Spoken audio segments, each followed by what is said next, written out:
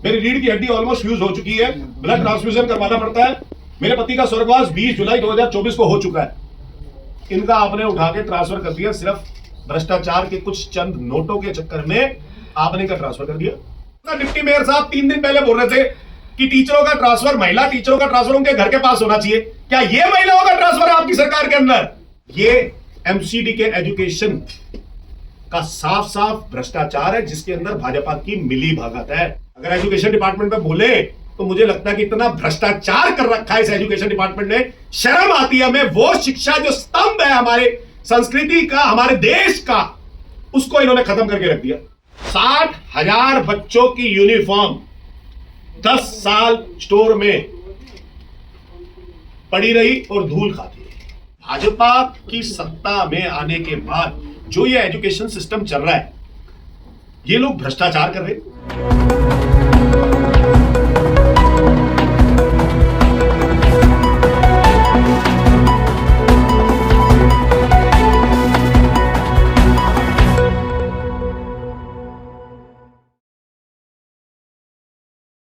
नमस्कार, मैं मोन्टू राजा, anti corruption India से स्वागत है आपका। जिस तरह से भारतीय जनता पार्टी की सरकार एमसीडी में बनी है, उसके बाद क्या कुछ विपक्ष में हो रहा है और क्या कुछ विपक्ष कर रहा है, आपको बताते हैं। आज जो है नेता विपक्ष आम आदमी पार्टी नगर निगम दिल्ली अंकुश नारंग ने एक प्रेस कॉन्फ्रेंस करी है, जिसके अंदर भारतीय जनता पार्टी के ऊपर उन्होंने तमाम भ्रष्टाचार के आरोप लगा दिए हैं। उनका साफ तौर पे कहना है कि जो नगर निगम स्कूल्स के टीचर हैं, उनके ट्रांसफ़र में भारतीय जनता पार्टी ने पैसा खाया है। कथित तौर पे उन्होंने कहा कि जो यूनिफॉर्म्स थी उसमें भी कई करोड़ का घोटाला है, जो 12 से 14 साल पहले की वो चीज़ें बता रहे हैं। 60,000 यूनिफॉर्म जो हैं वो जैसी की तैसी पड़ी हुई हैं। क्या कुछ उन्होंने और कहा है भारतीय जनता पार्टी को घेरते हुए, एक बार सुनिए। वो स्पॉन्डिलाइटिस की पेशेंट, उनका ब्लड ट्रांसफ्यूजन होता है, लिखा हुआ है इसके अंदर, लिखा हुआ है। उन्होंने साफ साफ लिखा है कि मेरे को स्पॉन्डिलाइटिस है, ये ना, उन्होंने कहा मेरे को स्पॉन्डिलाइटिस है और मैं उसकी पेशेंट हूं, ये ना, ये लिखा हुआ उन्होंने। मेरी रीढ़ की हड्डी ऑलमोस्ट फ्यूज हो चुकी है, ब्लड ट्रांसफ्यूजन करवाना पड़ता है। मेरे पति का स्वर्गवास 20 जुलाई 2024 को हो चुका है। इनका आपने उठा के ट्रांसफर कर दिया, सिर्फ भ्रष्टाचार के कुछ चंद नोटों के चक्कर में आपने इनका ट्रांसफर कर दिया। मतलब अपना व्यक्ति सेट करने के लिए इतने निर्दयी हो गए आप कि आपने उनका ट्रांसफर कर दिया। अभी हाल फिलहाल में मैं सुन रहा था, डिप्टी मेयर साहब 3 दिन पहले बोल रहे थे कि टीचरों का ट्रांसफर, महिला टीचरों का ट्रांसफर उनके घर के पास होना चाहिए। क्या ये महिलाओं का ट्रांसफर है आपकी सरकार के अंदर? ये ट्रांसफर करवा रहे हो आप? भाजपा इसका जवाब देगी? कोई क्राइटेरिया नहीं लिया। डिप्टी मेयर जी थोड़े दिन पहले इन्हीं को इंटरव्यू दे रहे थे, कह रहे जितने महिला टीचर है उनका घर में के पास होना चाहिए ट्रांसफर। ये इन्होंने एक महिला है जिसको कैंसर है, उसका ट्रांसफर कर दिया इन्होंने अपना व्यक्ति सेट करने के लिए। नाम है पिंकी गौतम जी, उनकी चिट्ठी में से ले लो। दूसरे को ब्लड ट्रांसफ्यूजन होता है, उनके पति का स्वर्गवास हो चुका है, उनका ट्रांसफर कर दिया। जब ट्रांसफर पॉलिसी ऑलरेडी एग्जिस्टिंग है, हमारी सरकार में बनी 15/9/2023 की, उस ट्रांसफर पॉलिसी को इन्होंने फॉलो क्यों नहीं किया? एक बात, ये जो इन्होंने 23 लोग ट्रांसफर करे, टीचर्स ट्रांसफर करे, उसके पीछे बुनियाद क्या थी? क्या इसके अंदर ट्रांसफर पॉलिसी इन्होंने लागू करी या नहीं करी? क्या ऑनलाइन ट्रांसफर इन्होंने दिखाए या नहीं दिखाए? ये साफ साफ भाजपा और एजुकेशन डिपार्टमेंट की मिली भगत है। 23 लोगों को सेट करना था, पैसे ले चुके थे, भ्रष्टाचार कर चुके थे। 23 लोगों को जो हटाया गया, उसमें से सारी एप्लीकेशन है जो लोग कहते कि हमें जबरदस्ती ट्रांसफर कर दिया। 8 नंबर पे जी मोनिका जी है, 2009 से है स्कूल में, उनसे सीनियर टीचर भी है, उनसे जूनियर भी टीचर है, तो मोनिका जी को क्यों ट्रांसफर किया? उन्होंने तो कोई आवेदन ही नहीं दिया था। 46वें नंबर पे संतोष जी हैं, 2005 से स्कूल में, उनसे पहले अक्टूबर 1995 में भी एक टीचर है, जुलाई 2007 का भी है। आपने इनको ट्रांसफर क्यों किया? यहां से किस बुनियाद पे किया? ऐसे अनगिनत एग्जाम्पल है। और दूसरी बात, आपने इसके अंदर डिस्टेंस का जो कहते हो, आपकी घर के नजदीक देते हैं लोगों को, आपने 30-30 किलोमीटर 35-35 किलोमीटर दूर फेंक दिया उठा के, वो भी कैंसर पेशेंट्स को जिनका ब्लड ट्रांसफ्यूजन हो रहा है उनको आपने उठा के फेंक दिया। ये एमसीडी के एजुकेशन का साफ साफ भ्रष्टाचार है, जिसके अंदर भाजपा की मिली भगत है।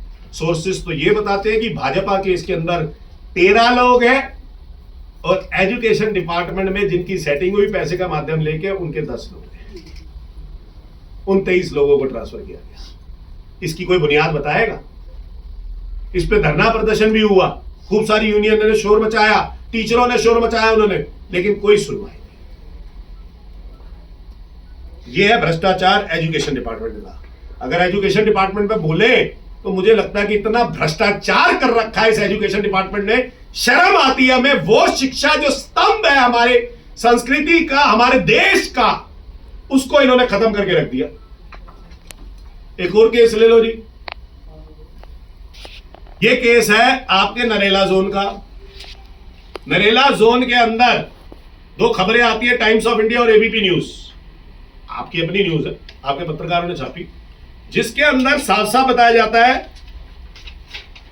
60,000 बच्चों की यूनिफॉर्म 10 साल स्टोर में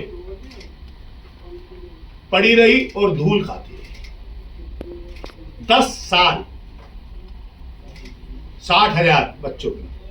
इसकी मैं वैल्यू बता दूं आपको, 1100 रुपए पर चाइल्ड यूनिफॉर्म के पैसे मिलते हैं। 60,000 थी तो इसकी वैल्यू बनती है 6 करोड़ 60 लाख रुपए। अब ये यूनिफॉर्म खरीदी किसने जो 60,000 पड़ी रही? कोई कहता है ये ओवरसाइज यूनिफॉर्म है इसलिए पड़ी रही। और ये भाजपा की सरकार जब एमसीडी के अंदर थी 2013-14 की ही है ये, जब भाजपा सत्ता में एमसीडी के अंदर काबिज थी।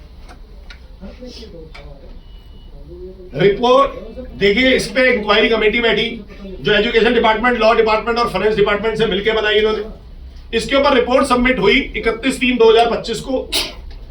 रिपोर्ट भी फॉरवर्ड हुई एडिशनल कमिश्नर को 6/6/2025 को, यानी कि रिपोर्ट आने से 3 महीने लग गए एडिशनल कमिश्नर को फॉरवर्ड करने में, डायरेक्टर साहब को। बहुत बढ़िया। जितने भी सीनियर ऑफिसर थे उस टाइम के, एडीई, डीडीई, एडिशनल डायरेक्टर, उनको साफ सुथरा बचाया जा रहा है। आज तक उन पे कोई एक्शन नहीं लिया गया। ये 60,000 धूल खाती रही, ऐसी पड़ी रही। बच्चों को एमसीडी स्कूल में वैसे यूनिफॉर्म नहीं मिलती, और यूनिफॉर्म मिली तो वो ओवरसाइज की थी जो यूटिलाइज नहीं हुई, और इनके यहां पे धूल खाती रही 60,000 यूनिफॉर्म। बहुत बढ़िया। ये जो फाइनेंशियल लॉस हुआ एमसीडी को 6 करोड़ 60 लाख का, और आज तक इंटरेस्ट लगा लो, और उसने जगह भी जो ली उसका भी रेंट लगा लो, उस सब का भुगतान कौन करेगा एमसीडी को? ये एजुकेशन डिपार्टमेंट ने किया। जितने भी परचेज ब्रांच थी उस टाइम की एजुकेशन की, जोनल ऑफिसर्स थे जो रिस्पॉन्सिबल थे, सीनियर ऑफिसर्स थे, उन सब को एजुकेशन डिपार्टमेंट बचाना चाह रहा है, डायरेक्टर साहब बचाना चाह रहे हैं। यहां तक कि इतनी भी खबर है कि जो इसके अंदर एविडेंस है, जो इंक्वायरी कमेटी में साफ साफ रिपोर्ट आई है कि ये व्यक्ति गुनाहगार था, और जो लोग विटनेस थे उन लोगों को यहां सिविक सेंटर में बुला के दबाव डाला जाता है, उनके बयान बदले जाते हैं। तो क्या ये ट्रांसपेरेंट तरीके से ये जांच है एजुकेशन डिपार्टमेंट की, या फिर एक फर्जी जांच करवा के आपकी जो रिपोर्ट आई उसको फर्जी बनाने की कोशिश कर रहे हो, और भाजपा अपना भ्रष्टाचार छुपाने की कोशिश कर रही है, एजुकेशन डिपार्टमेंट अपना भ्रष्टाचार छुपाने की कोशिश कर रही है। ये मेरे सारे सवाल, सीनियरिटी, आज प्रमोशन की लिस्ट निकाल देंगे, फिर ये सीनियरिटी की लिस्ट के हिसाब से आएगा। ये सीनियरिटी की लिस्ट ही अगर गलत है तो इस हिसाब से आप प्रमोशन कैसे निकाल सकते हो? इनके हिसाब से आप प्रमोशन कैसे निकालोगे अगर सीनियरिटी की लिस्ट ही गलत है? प्रमोशन भी आप अपने लोगों को देने जा रहे हो। तो ये साफ साफ दिखाता है कि भाजपा की सत्ता में आने के बाद जो ये एजुकेशन सिस्टम चल रहा है, ये लोग भ्रष्टाचार कर रहे हैं, और ना सिर्फ भ्रष्टाचार पैसे का, बल्कि भ्रष्टाचार अपने लोगों को सेट करने का भी, अपने लोगों को एक्स्ट्रा बेनिफिट देने का भाई। और जो लोग ईमानदारी से काम करते हैं वो लोग इस कोने के मुकेश कुमार मीना का जैसे नाम नहीं आया वैसे वो गुम इतिहास में एमसीडी के अंदर खो जाते हैं।